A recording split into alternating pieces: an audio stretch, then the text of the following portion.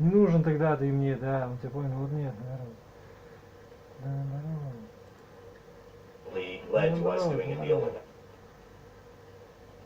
Главное правило финансовой свободы – деньги должны делать деньги. И точка.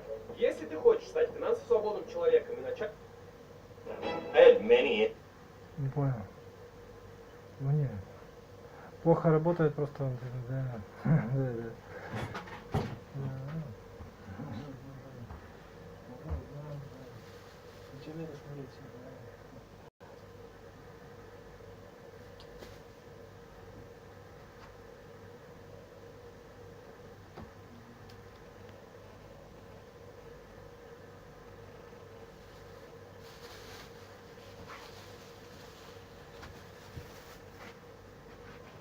Influences growing up, things like Ultima to Might and Magic to Wizardry, and so I started designing.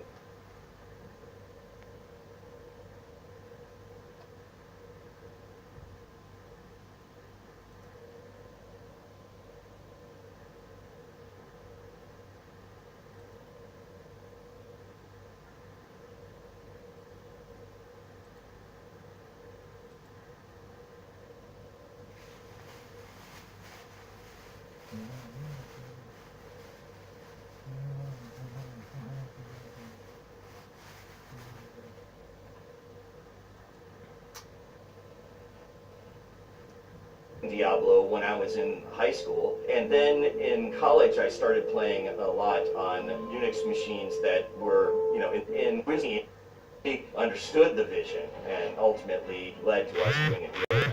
I had many influences growing up, things like Ultima to Might and Magic to Wizardry, and so I started designing Diablo when I was in high school. I started playing a lot on Unix machines that were, you know, in the computer lab at the time. They didn't have really any kind of graphics associated with them, and that was really where I got introduced to things like MUDs and roguelike games, even though the term roguelike comes from games that are like the game Rogue, which is one of the games that I was playing at the time. And then there were others like NetHack and Moria, Umoria, and Angband. And those were huge influences. And really, in a lot of ways, it was Angband. I think that was kind of the model of what we wanted. The point, in a lot of ways, it was Angband. I think that was kind of huge influences. And really, in a lot of ways, it was Angband. I think that was kind of the model of what we wanted. The point of the game was just, you know,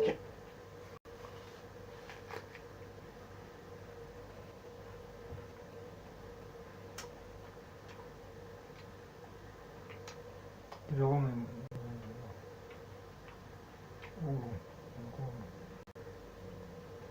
Перелома.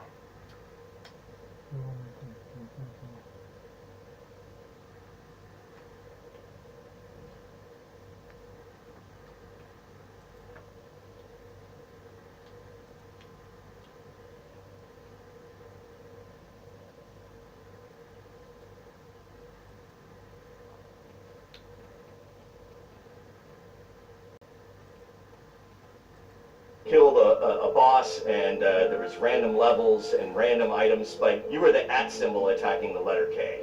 There was a game, NHL 94. You were the @ symbol attacking the letter K.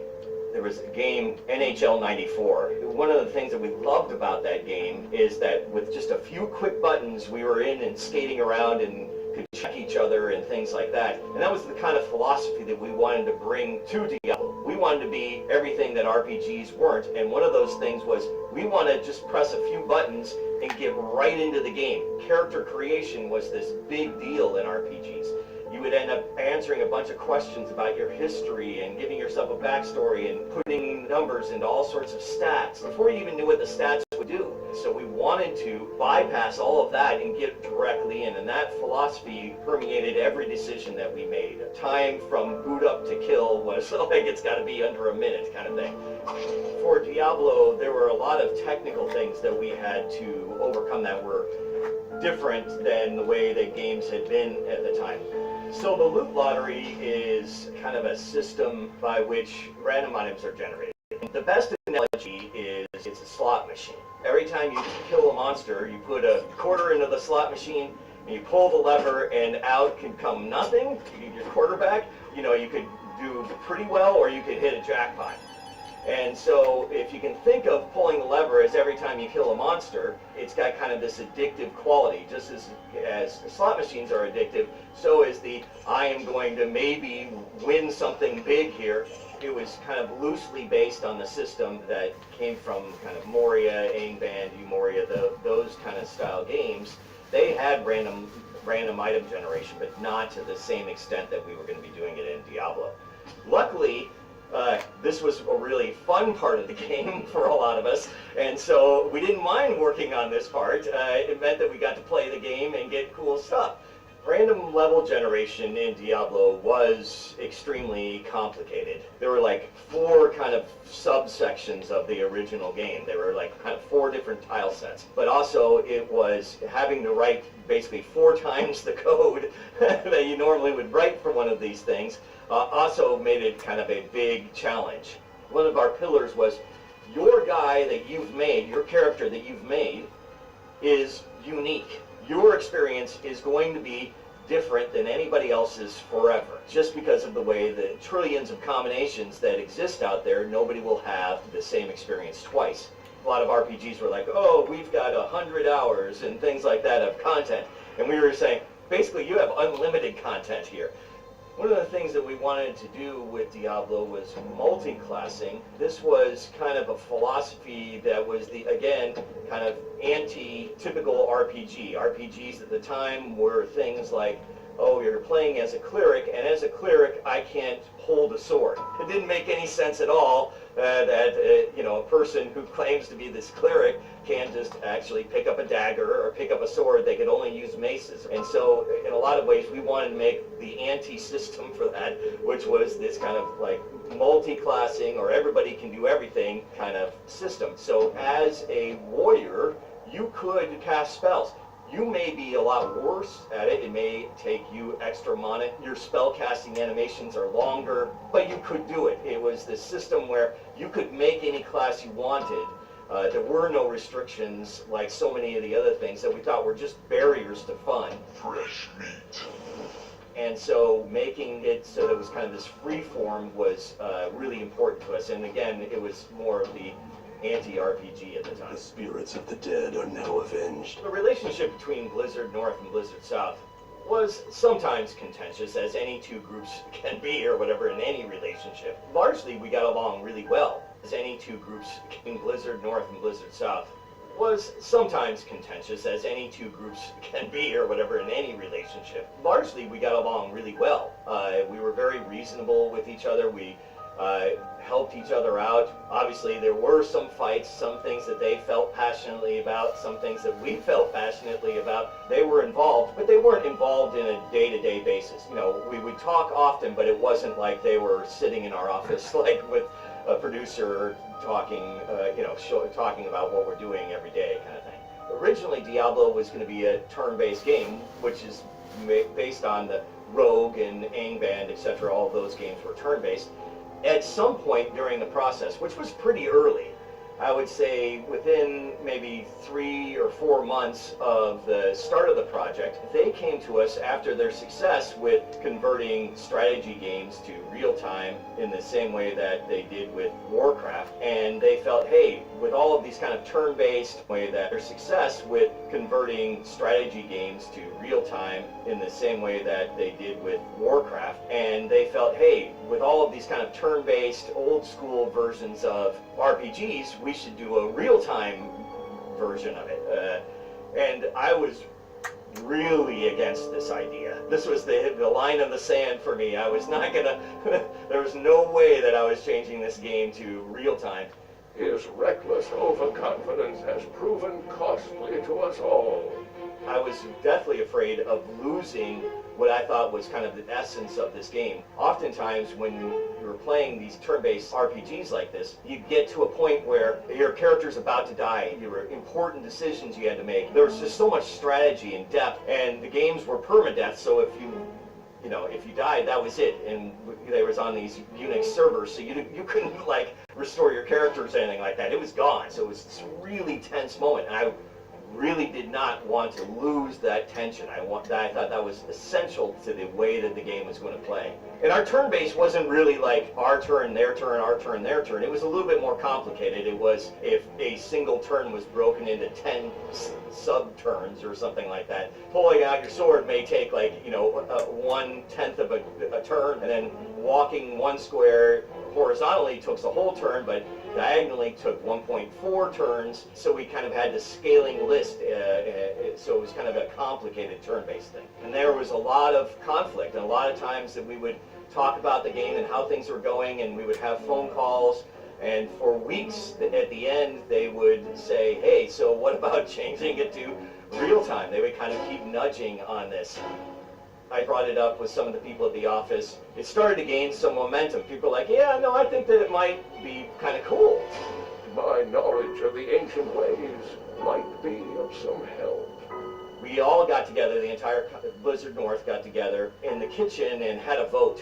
The development team was probably maybe 15 people at the time. We all voted, and I was heavily outweighed. There were, a few, 3 or 4 of us kind of didn't want to change it, but it was 15 of them did want to change it or whatever. So reluctantly I said, okay, yeah, we can do this, we can give it a try. I think this is dumb. I think it's going to be a waste of, it's going to take us a month to do this. We've done this game for too cheap. We're going to go back and we're going to try and get some more money as well at the same time. I went back. I said, yeah, it's going to take us longer to develop the game now because it's going to be this real-time thing. So we not only need an extra milestone payment, but also, we're not going to have anything to show or talk about for like a month because it's just going to take so long to do this. And so I said, okay, I'm going to start this process. Everybody go home. This was on a Friday. Everybody cleared out. And Friday afternoon, I started working on it. And by Friday evening, I had it done.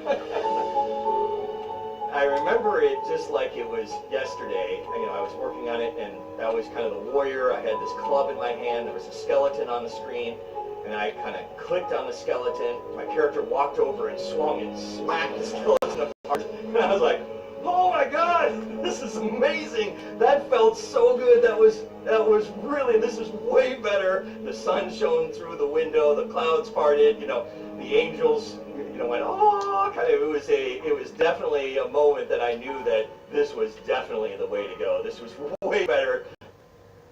Думаете, что инвестиции в акции и облигации это очень сложно? А уделять этому всего пару часов в месяц и получать больше? And I just sat there for like an hour, clicking the mouse button over and over again as I just swung the sword, and we never really looked back. So when people came in on Monday morning, it was done, it was working, it was obvious that this was the way to go, and we never looked back. One of the great things about this change was that we had so many assets to work with. The game itself was already deep in production. We already had a bunch of different assets, so we didn't need to start from scratch. We kept the same perspective. We kept a lot of the assets that we had, so there wasn't really any kind of fundamental technology changes in terms of the graphics pipeline or art assets or anything like that we needed to take care of. It was mainly focused on our ability to change the gameplay and make sure that was a smooth transition. Once the real-time change happened and kind of settled in, it was pretty obvious that it was the right decision. Throughout the office, it was kind of an electric atmosphere. Everybody was really jazzed, everybody was really psyched. Even the people that were atmosphere, everybody was really jazzed, everybody was really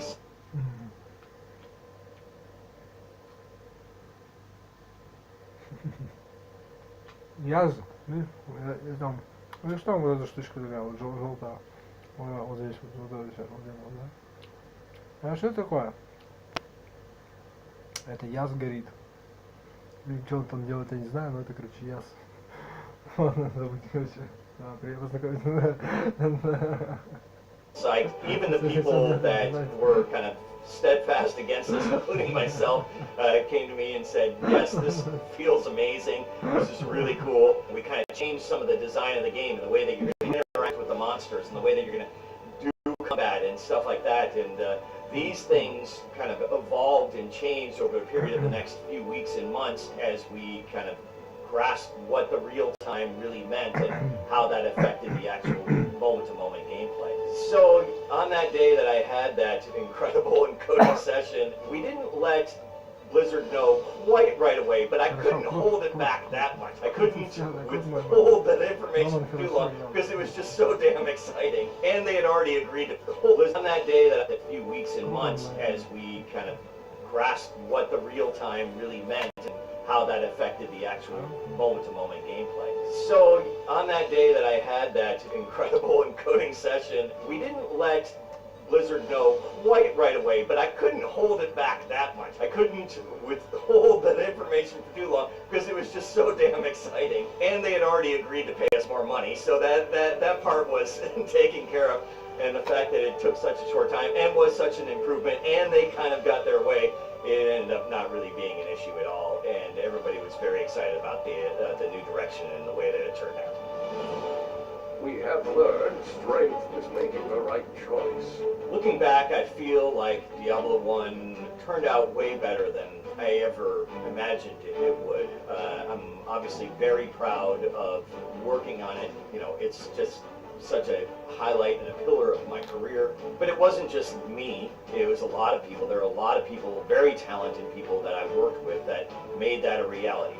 From music to graphics to other programmers, etc. There were just so many super talented people that worked together as a team to make that a just really special time. In terms of my overall vision, it exceeded what my vision of what the final product could be. So I feel very, very lucky to have worked. We had a very different vision for Diablo 2. We had a lot more experience about what we were doing. We understood the market a lot better. We understood that we were building upon this fantastic game. With Diablo 2, it was definitely more in lines with my expectations. Even, it still exceeded my expectations, and still does today. I mean, the fact of the matter is that there are so many people playing the game today that, you know, 20 years after we released it, says a lot about the product. You can go onto Twitch and find people streaming the product at any time. It continued to sell, you know, a box copy of this game on Target for 15 years after the product was released. It was always in the top 10 sellers of the year. At the time, Diablo 2 was the fastest selling PC game of all time. You know, it reached 1 million copies faster than any other game in history. And I think that Diablo 1, you know, sold 1 million very quickly as well. Right at the exact same time, The Sims came out. It was almost the exact same time as Diablo 2. Those two games were on the best-selling list, and still are on the best-selling list of all time if you look up PC sales. People are so passionate about the game, and they figure out every little aspect, and it's funny, they'll collect every single unique item in the game or something like that, and they play literally hundreds and hundreds and hundreds of hours trying to collect these things. They do it in a unique way, so I'm not going to use any kind of weapons, I'm just going to punch my way to the end, or whatever. There's like all sorts of different ways that people come up with. They make videos on YouTube and all these kind of things, and it's really great to see people so passionate about the game after all these years. Both Diablo and Diablo 2 had such a huge impact on my career, and still do to today. It's strange, having such success with your first PC game you've ever made, the expectations for everything that you do after that are just sky high, ridiculously high. That was a tough thing to deal with when we left Blizzard and made things like Hellgate London, and the hype for that game was outrageously high and didn't meet expectations. It was a really unique game. It was really cool. I think it was a game that was way ahead of its time. Basically, it was the very first looter shooter that, I don't know, some people call it shooter looter, some people call it looter shooter, there are other names for it or whatever, but whatever way that you want to say it, it was the first of that style of game, and I get a lot of people that come back and compliment me on that all the time, despite the flaws, which were mainly bug related. There are a lot of gameplay loops that despite the flaws, which were mainly bug related. There are a lot of gameplay loops that I'm fond of these days. I think that for me, a lot of kind of like survival-esque games are really kind of my jam lately. I was really into MMOs for a while, and I think that any kind of survival building, crafting, those kind of things, I really enjoy that a lot. But still, I harken back to ARPGs. Like I still really enjoy the loop of kill monsters, get loot. I still really love that the most, much more than almost any other genre. The best general advice that I can give are things like from a UI perspective, can somebody play this without reading a manual or getting any kind of instructions? Like back in the early days when I was playing, when we were making Diablo, we had this thing which is now kind of unfair, but it was nicknamed the mom test, which was like, my mom was not computer savvy at the time, and so like if my mom can pick this up and play this, then anybody can. We wanted to approach the thing so it was kind of a wide audience kind of way to play the game, and it made simplified things. It forced us to simplify any, kind of distilling the essence of what you're trying to do, whatever it is, and making the UI kind of enhance that is the best kind of experience that I can give. Making sure that something is really simple and straightforward, especially in your core game loop, is critical. A few years ago, I went completely independent. I made a company called Graveyard Games. It was originally just me, still largely just me. Made a product called It Lurks Below. I did everything. I did the pixel art, the programming, the design, music. Later in the game, a couple other people helped. My wife is doing a little bit of programming and design, and my third eldest kid, but my eldest kid here is still at the house, she's doing some of the art. We've done some of the pixel art, and I've got some other friends helping me and stuff like that, so it's more than just me. But originally, a great majority of the project has been just me. I wanted to try and do a project all by myself, and It Lurks Below is out. It's been out for about a year, and it's coming to Xbox soon, and hopefully other platforms, other consoles after that. And then recently, I also just started a publisher called Skystone Games, and looking to publish other kind of indie products and take my experience from being an indie developer and trying to boost other indies and making sure that they can survive in today's harsh climate. Give them not only game feedback, but also make sure that they can get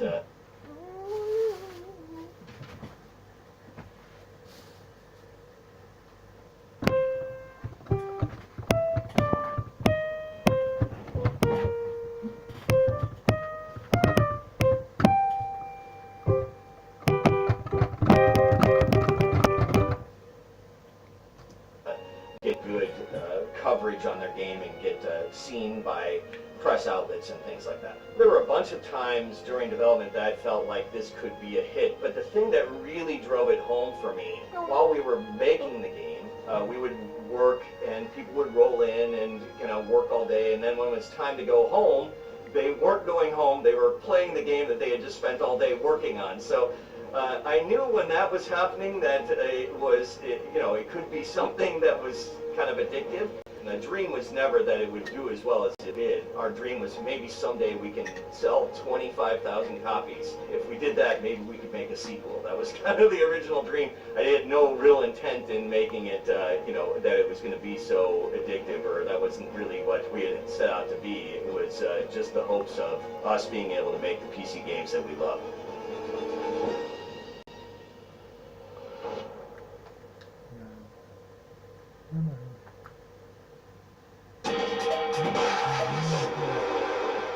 When Nintendo debuted this footage of the remake of the '93 classic A Link's Awakening earlier this year, something awoke in the dormant, frozen heart of this aging millennial.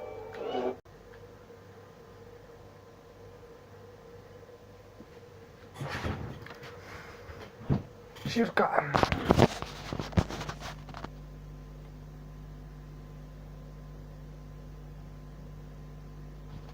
Circa гарно.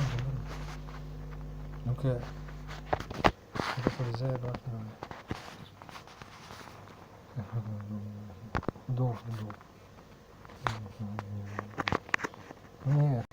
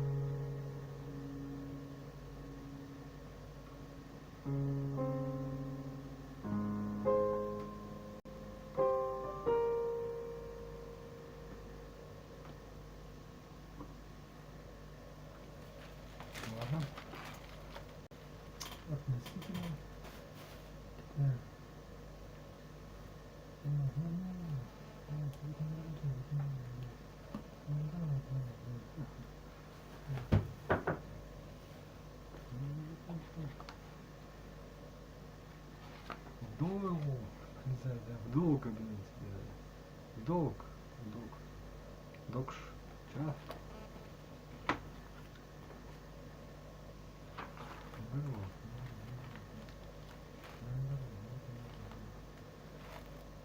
Вот не, вот это и есть на самом деле. Вот это и было. И что это дает? Что это даст? Самое сложное.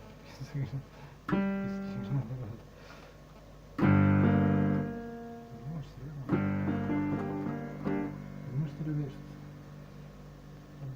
Это шутка такая была.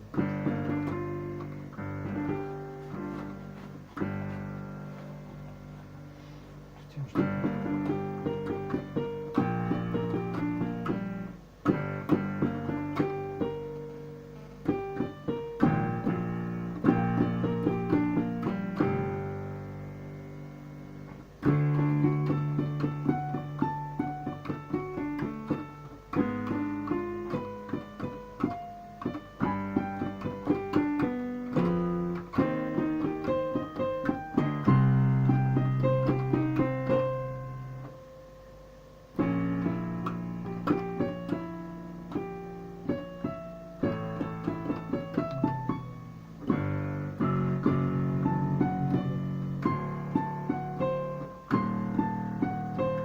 Ну что, это себе не говорят так.